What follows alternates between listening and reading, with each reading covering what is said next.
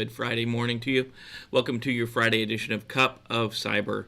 Today we are going to dive into the latest of the news, a couple points that are going on right now, and then we will break in. We'll talk about some security knowledge you should know, talking about proxies this morning. What do proxies do? Can they help you secure your environment? What's the good stuff about a proxy? Today is also Friday, so we do wear red, and I still keep needing to get a red coffee cup. So the other thing is my lovely bride will be leaving for work here in a couple minutes, so we'll probably get some discussion from the dogs as she leaves. That's how that works. So I'm glad you could join us. Glad you could be here this morning. If you're watching this later in the day, I'm glad you're boning up on the day's security news. So jumping in to the news. Let's jump into the news. Linux, always something new going on, and in this case, some attackers have developed a new way to deploy malware. It's targeted. The article that comes from ZDNet is targeted at Linux desktops, Linux systems, but it also attacks Windows systems. So what they've done, the attackers have taken and used Java as the exploit for endpoint malware, which normally doesn't happen. They're using a bundled image file. And they're packaging this up as a Java file that only will be able to exploit a system that has the Java runtime extension added to it. So obviously that's a new way of doing this, because this really we don't see this happening a lot of times. A lot of times the targeted systems are much a larger base. So this one, the system has to have a JRE or Java runtime environment. Normally, those are development boxes. So if you're running development in production, that's definitely a bad security practice, and this is one of the reasons why. This type of malware is ransomware, so it encrypts network drives, it encrypts storage, and it adds some crazy file extensions. Redrum, Grinch, and Thanos are the file extensions you'll see. Then they want payment for Bitcoin. The article from ZDNet, obviously, as always, I'll drop those in the show notes below, talks about this being an effective attack. And the reason they surmise that is because if it wasn't an effective attack, it wouldn't be going on anymore. They would stop doing this, but it's still going on. They're calling it Tycoon. From some of the code, some of the documentation inside the code leads to that. Also in the news today, Cisco's patching a bunch of stuff. They say tens of patches going out, a lot of them focusing on industrial systems, a lot of them high and critical. It looks like there's 25 vulnerabilities that are rated critical or high severity. Just a bunch of patches going out for Cisco. So if you're running Cisco, there's a bunch out there. Some of them, at least one of them, will lead to a full compromise of your system. So you definitely want to check your systems, run your patch cycle, do your testing, do what you got to do, get that taken care of. Final news story this morning, a 64-year-old man is admitted to his role in an email-based scam. He has, in this case, he's conned two companies out of more than $500,000 or $500,000. Kenny Kim, or Myung Kim, has pleaded guilty on Tuesday in Texas court to conspiracy to commit money laundering in his role as part of a business email compromise. Story from Cyberscoop this morning. He acknowledges that he's already earned over $700,000 from fraudulent scams in the past. He's facing about 20 years in jail and probably some fines. Going after, companies, bridge companies, Electrolux, Solid Bridge Construction Company, all kinds of folks that he's going after. It's crazy. According to the article, in September 2019, the U.S. Department of Justice announced that it had arrested 281 people globally and seized $3.7 million as part of a 4-month investigation into these scams. Just crazy. Watch out for the scams out there. Scams are out there. They're always in the news right now. Phishing, especially using COVID-19 as its attack base, as its reason for attacking you. Definitely watch out for that stuff. And the holiday for today is National Doughnut Day. This was started in World War I by the Salvation Army, what they call lassies. The ladies would help tend to wounded and tend to folks getting ready to go overseas, and a lot of things the Salvation Army does. They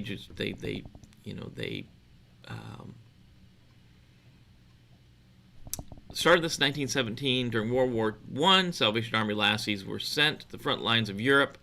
Brave volunteers made home-cooked foods and provided morale boost to the troops. Often the doughnuts were cooked in oil inside one of the metal helmets of an American soldier. So, Doughnut Day, a lot of times on Doughnut Day, you'll see someplace like maybe Dunkin' Donut or Krispy Kreme giving away doughnuts, right?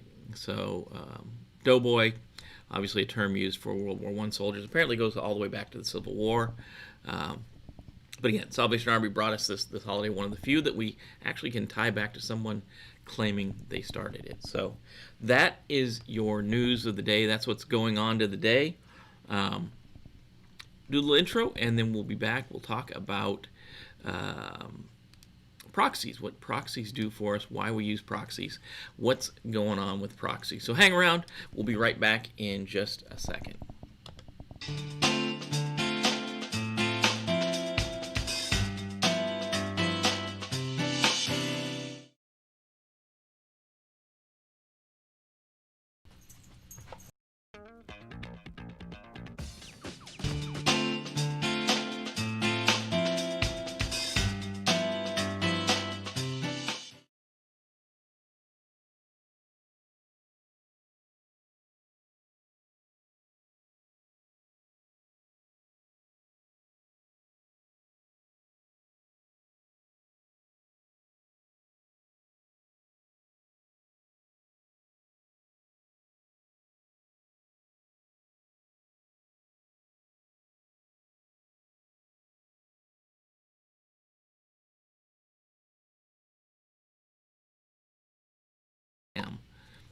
So as we jump into proxies, this is part of tools and technologies, part of domain 2, what you need to know for the exam. So according to NIST, and obviously, like you know, we always like to provide the NIST reference if we can. Let me check. Thanks, Lance. Lance is telling me that the volume is off. Let's make sure we got it says we got the right one. Let's bring that up a little bit. I don't know if it's the volume is low or it's off, if the voice is not tracking. I guess we'll find out, Lance. Maybe Lance will tell me. So, proxy is an application that breaks the connection between the client and the server. The proxy accepts a certain type of traffic entering or leaving the network and processes it and forwards it. So it's actually sitting in line. It's there to break our connection. It effectively closes the straight path between the internal and then external networks, making it more difficult for an attacker to obtain internal addresses or other details of organization's internal network. Proxy servers are available in common internet services, for example, HTTP proxies for web services and SMTP proxy for email. Proxies often used to filter inbound and outbound connections. Wow, that's a mouthful to say. So, big thing to know here is a proxy is an application that breaks the connection between the client and the server. The proxy accepts certain types of traffic entering and leaving the network and processes and forwards it. So, if you ever think about a proxy vote, like voting by proxy, if you give your vote, especially folks that are in homeowners associations, if you can't make the vote, sometimes you'll give that proxy vote to someone else. That's what this device is doing. You're sending your request to this device, and then this device is forwarding that to the external source you're requesting it from. Also, we can use reverse ones coming the other direction. We'll talk about those as well. So,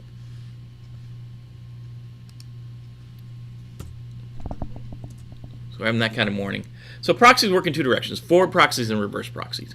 A forward proxy sends or forwards packets to another server, and it's based. All these are based on specific parameters. So, in a forward proxy, your client, usually on the internal network, sends a request to a proxy that's sitting on your network. That proxy then sends the request external to an external server, retrieves it, and then sends it back to the internal client. A reverse proxy on the other side works exactly the opposite.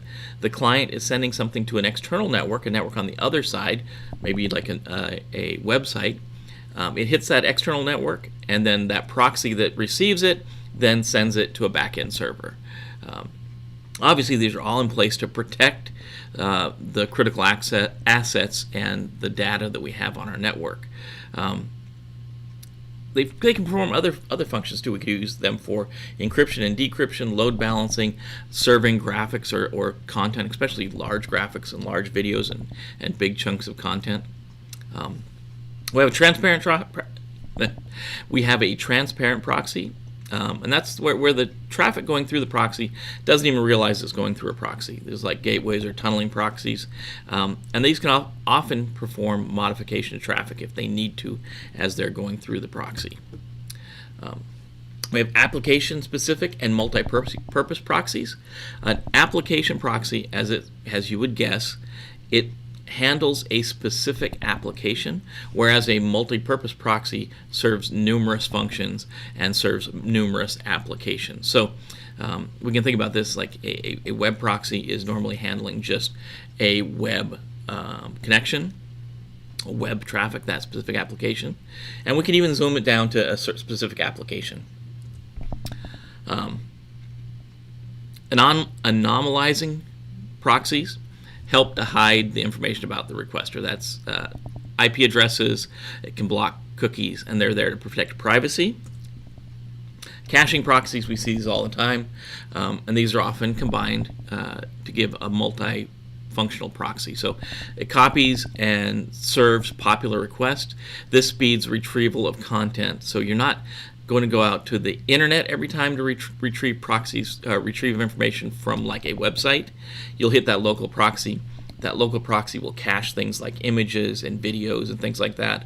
So now you're picking up that content at network speed instead of internet speed, which is normally a lot faster. This reduces network traffic that's coming into the network because all of that large traffic is being served from a server, a proxy, within your network, and that reduces stress on the network, and it makes it faster for you to load things like web pages and things like that. Content filtering proxies, we see these a lot. These are important to enforce policies and filter content based on rules. Things like acceptable use policy. A lot of organizations are going to say things like, when you're working, you can't go on the internet and look for porn, or you can't go look at a hate site, or you can't go to things like Facebook or YouTube or things like that. This is done through a content filtering proxy. It's based on keywords, and it's based on specific filters that can be signature based, and when you try to go to those sites, it normally will display another web page that says, hey, you've broken a policy, you've broken a rule, you may be logged, it may require additional training, you may have to talk to your manager, whatever your rules are at your organization. Basically, when you try to go to those sites, you hit this proxy, and the proxy will not allow you to get to them, and a lot of times it'll notify you of that. Thing we don't want, open proxies. A lot of times these hang out on the internet. These are normally misconfigured proxies. They're available to almost all or maybe everyone on the internet. They can perform some anonymization. They're controversial. If you're putting them out there intentionally, they're definitely controversial. You can be breaking laws. You can be impacting people's privacy. Sometimes internet freedoms are why people put these in place.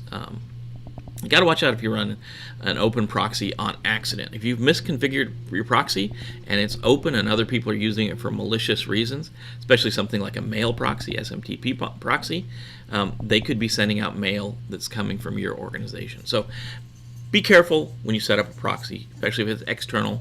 You want to make sure that it's set up right. If you're setting up an open proxy intentionally, make sure you're doing it within the legal requirements of where you live. Web proxy, again, this sometimes is combined. Sometimes this is combined with your filtering proxy. It handles web traffic, and sometimes it's called a web cache. It just saves that local large files locally after it pulls them from the internet, so that they can speed up your web browsing entertainment, I guess. So that's the stuff we need to know about proxies. That's what you need to know about proxies for the certification exam. That's what you should know about proxies for your security career. So I'm Jim. As always, Cyber-Recon would love it if you would like, subscribe, hit the bell to be notified when new content comes out. And as always, be safe out there, and we'll see you next time.